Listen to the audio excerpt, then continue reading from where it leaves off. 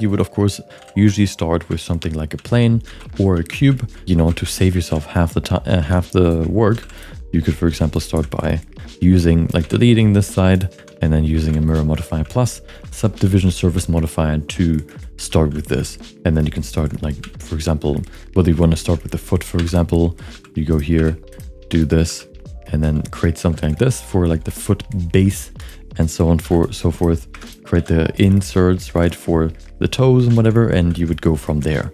So this is kind of like the very basic setup to start your poly modeling, and you're probably going to see this in most of them. The subdivision surface gives you the smoothness to make the model actually look like a organic model, and the mirror modifier just saves you half the time, of course. If you have this issue, or if you already have back face culling enabled, if you don't, of course, you just see this, but it's worth putting it on sometimes, or checking the face orientation in the setting to see if what you're seeing, if you have back facing disabled, you can see, oh, the red is on the outside.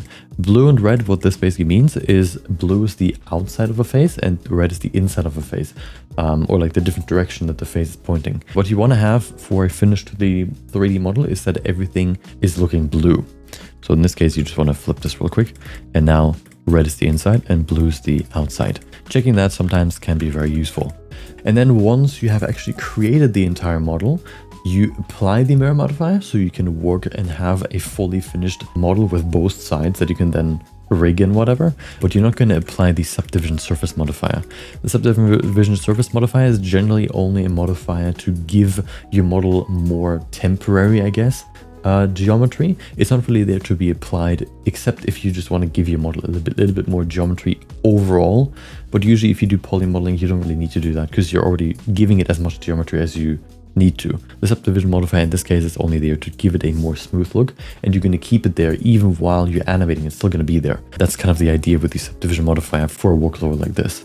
And then once again, of course, just like with the scoped mode, if you, for example, model according to a reference image, oftentimes, of course, if the reference image is drawn, it's not going to be symmetrical. If that happens, choose which side you like more and then reference only that one, and just let the other side be created by being the mirror of the other side. So if it's not a model that has like one horn on one side and then none on the other, you just want to be symmetrical all the way.